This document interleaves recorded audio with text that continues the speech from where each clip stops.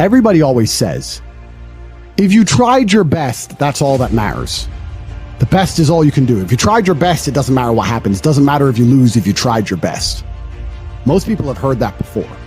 But there is a secret to the universe that most don't know.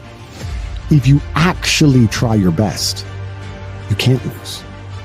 Not pretend to try your best. Not try your best 90% of the time. Not try your best with excuses. If you genuinely try your best all of the time, all day, every day, it's impossible to lose.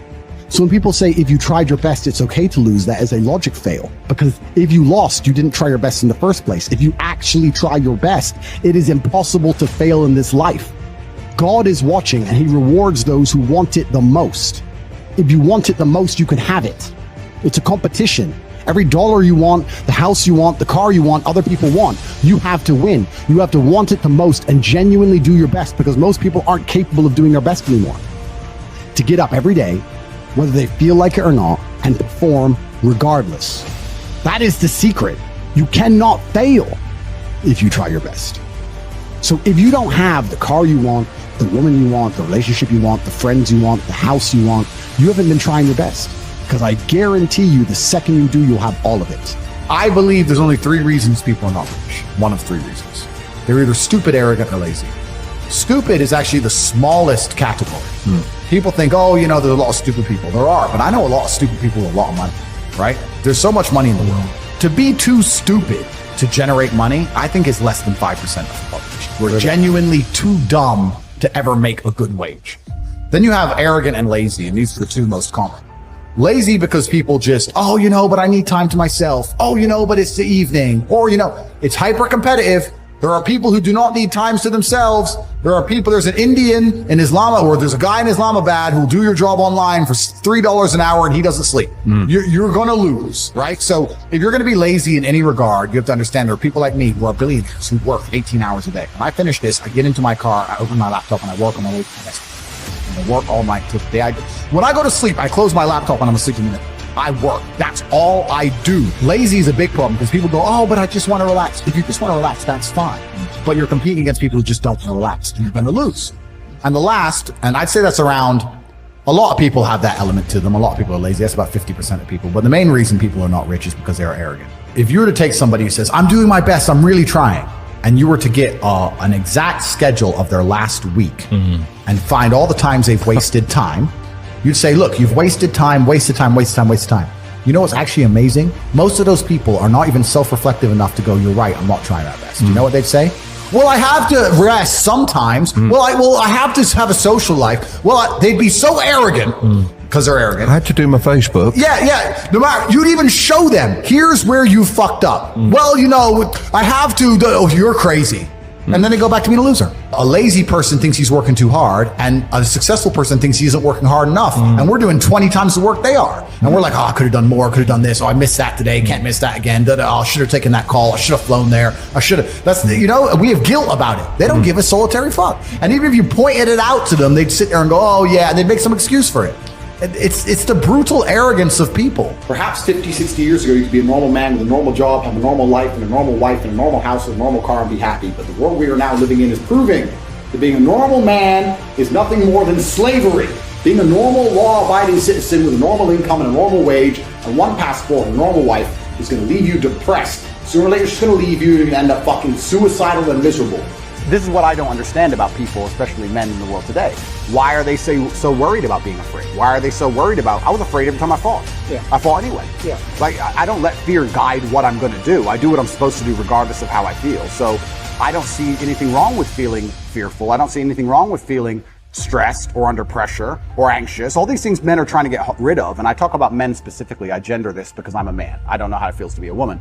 But all these things that people are trying very hard to get rid of from their brains, I don't see why they need to leave. I will argue the point that if I feel anxious and pressured and stressed and fearful, I will get more done than if I was happy.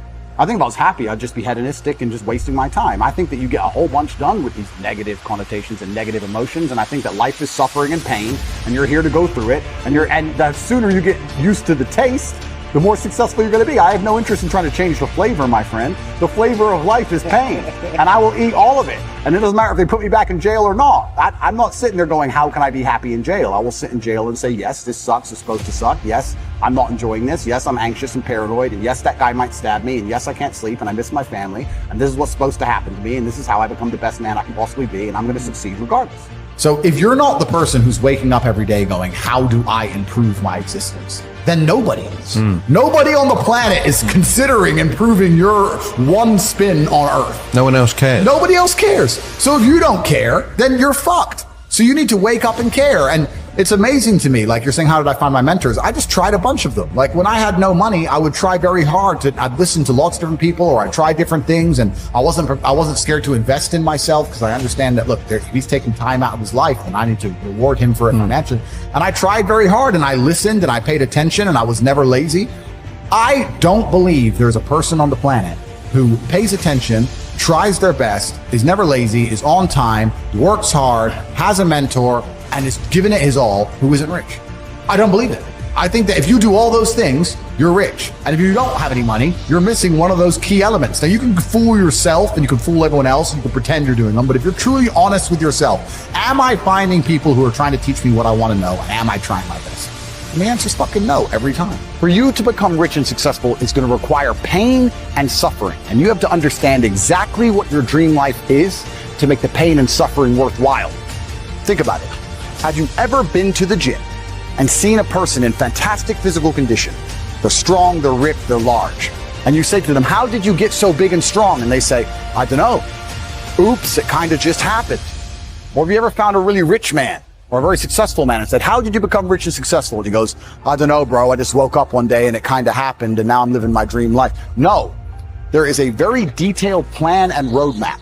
For you to become strong, you must eat a certain way. You must train a certain way. For you to become rich, you must earn money a certain way. You must understand exactly how you're going to make money, whether you're going to be a public-facing figure like me or a man of the shadows with millions of dollars. Unknown, but extremely powerful. You have to design your dream life. What house are you going to live in? Who's your woman going to be? Is she blonde? Is she brunette? What car are you going to drive? Have you even gone on the internet and spec'd your car? You can design your dream car right now for free on the internet, and you can choose the color. You can choose the wheels. You can choose the car. Is it a Lamborghini? Is it a Ferrari? Is it a McLaren? How much does it cost to the dollar? You talk about your dream life. You don't even know what your dream life is. How do you expect to get to a destination when you don't know where you're going?